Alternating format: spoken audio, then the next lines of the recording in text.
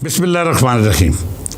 सज्जनों ते मित्रों, पाकिस्तान का सऊदी अरब नाल होने वाला राखी मुआहदा अज पूरे जग की सूरत के हवाले नाल बहुत ही अहम है। सऊदी अरब नाल साडा ताल्लुक अज़लां तो है। मक्का मुअज़्ज़मा ते मदीना मुनव्वरा पारों सऊदी अरब हमेशा तो ही साडा दीनी ते रूहानी मरकज़ है। इस तो हट के भी पाकिस्तान ते सऊदी अरब हर दौर में एक दूजे नाल मोढे ला के खलोते रहे। साडे देश नूं जद भी भूचाल, हड़ या किसी तरह की भी कुदरती आफत का सामना करना पिया, किसी जंग या अफगान वार के लंबे बखेड़िया फस के औकड़ां झरनियां पईयां तां सऊदी अरब ने हमेशा अगे वध के साडी मदद की। खासकर 40 वरियां तो वध मुद्दत जारी रहने वाली अफगानी वार ते उहदे पारों पाकिस्तान च होने वाली अतगर्दी, तखरीबकारी ते बदअमनी के सिलसिले में सऊदी अरब ने हमेशा वध चढ़ के साडी मदद की। मित्र प्यारिओ, पाकिस्तान बनने तो लैके अज तक सऊदी अरब ने साडी तरक्की ते भलाई वास्ते वाधू तावन किया। खासकर शाह फैसल शहीद के दौर में सऊदी अरब पाकिस्तान ते पाकिस्तानियों लिए बहुत मेहरबान रहा। उन्हें हर शोबे साडी हर मुमकिन भरवीं मदद की। पाकिस्तान ते सऊदी अरब गैर एलानिया तौर पर भी एक दूजे के राखी भाईवाल बने रहे।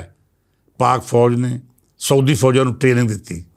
सऊदी कैडेट पाक फौज की ट्रेनिंग अकैडमिया में जंगी तरबीयत हासिल करते रहे तो सऊदी अरब की राखी सिस्टम को अपग्रेड करके नवे दौर दीयां जरूरतों के हिसाब नाल जदीद बनाने में पाकिस्तान का किरदार बहुत बड़ा तो अहम रहा है।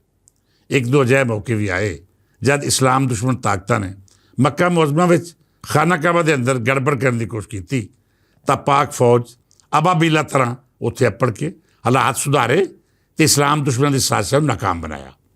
इस तरह सऊदी अरब के गुआढ़ी देश यमन वालों भी जो सऊदी अरब लिए खतरे वधे या फिर पिछले इराकी सदर सद्दाम हुसैन वालों सऊदी अरब उत्ते हमले का खतरा वधिया तो पाक फौज ने सऊदीया की राखी लिए भरवां किरदार अदा किया। मित्र प्यारिओ, हुण एक बाकायदा लिख पढ़ के पक्के प्रबंध नाल पाक सऊदी राखी सांझ का मुआहदा हो गया है।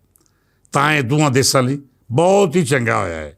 अज साडे पुरखां दी कीती वो गल भी पूरी हो गई है कि पाकिस्तान सोहणे रब की मनशा नाल किसी खास ते वड्डे मकसद ही बनया है। पाक सऊदीया राखी सांझ मुआहदे राहीं पाक फौज नूं मक्के ते मदीने की राखी लई मुस्तकिल तौर पर अबाबीला का दर्जा मिल गया है। मक्का मुअज़्ज़मा ते मदीना मुनव्वरा की राखी हुण पाक फौज की जिम्मेदारी बन गई है।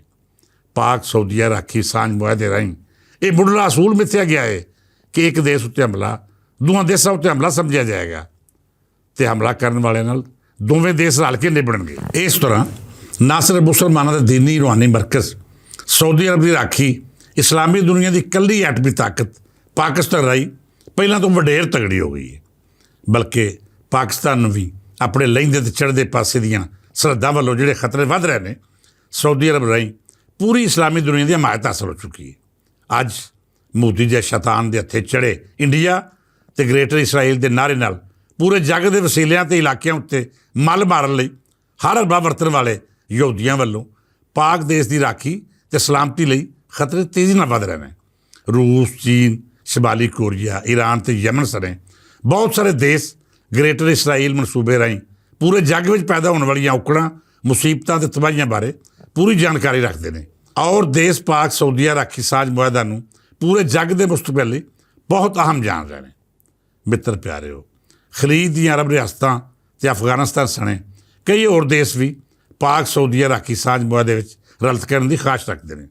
हो सकता है कि आने वाले कुछ अरसे में यह मुआहदा सिर्फ दो देशों की सांझ तक महदूद ना रहे तो ये कई होर देश भी शामिल हो जाए।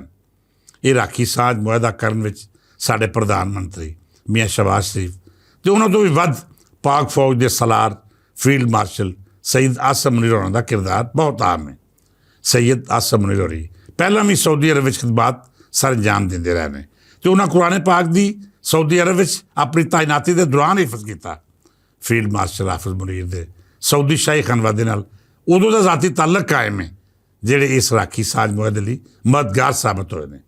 मित्र प्यारिओ, मैं समझना वां कि सूझवाना ते नजूमियां वालों कई बार पहलां कीती गई ये गल जरूर पूरी होवेगी कि 2025 में पाकिस्तान नूं अचानक कई वड्डियां औकड़ां झल्लणियां पैणगियां, पर जे उन्हां औकड़ां विचों खैर खरीद निकल गया तो फिर 2025 के अखीर में पाक देश तरक्की की अजिही राह ते टुर पवेगा ਜਿਹੜੀ ਉਹਨੂੰ ਪੂਰੇ ਜੱਗ ਵਿੱਚ ਵੱਡਾ ਮੁਕਾਮ ਤੇ ਮਰਤਬਾ ਦਵਾਏਗੀ। ਲੱਗਦਾ ਹੈ ਕਿ ਅਚਾਨਕ ਇੰਡੀਅਨ ਹਮਲੇ ਤੋਂ ਬਾਅਦ ਭਾਰਤੀ ਪਾਣੀ ਹੱਥਗਿਰਦੀ ਨਾਲ ਆਉਣ ਵਾਲੇ ਵੱਡੇ ਹੜ੍ਹ ਜਿਹੀਆਂ ਔਕੜਾਂ ਤੋਂ ਸੋਹਣੇ ਰੱਬ ਦੀ ਖਾਸ ਰਹਿਮਤ ਨਾਲ ਸੁਰੱਖਿਅਤ ਹੋਣ ਤੋਂ ਬਾਅਦ ਸਾਡਾ ਪਾਕ ਦੇਸ਼ ਹੁਣ ਵਾਕਿਆ ਹੀ ਉਸ ਰਸਤੇ 'ਤੇ ਟੁਰ ਪਿਆ ਹੈ ਜਿਹੜਾ ਤਰੱਕੀ ਅਤੇ ਖੁਸ਼ਹਾਲੀ ਵੱਲ ਜਾਂਦਾ ਹੈ।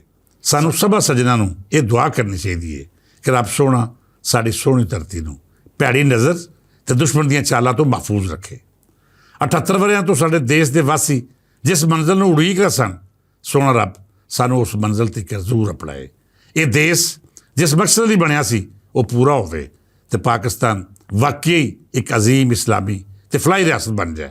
ਮੇਰੀ ਸਲਾਹ ਅਤੇ ਰਹਿਨੁਮਾਈ ਲਈ ਆਪਣਾ ਫੀਡਬੈਕ ਜ਼ਰੂਰ ਦਿਆ ਜੇ, ਮੈਨੂੰ ਉਡੀਕ ਰਹੇਗੀ। ਅਗਲੀ ਮਿਲਣੀ ਤੀਕ ਇਜਾਜ਼ਤ ਦਿਓ। ਰੱਬ ਰਾਖਾ।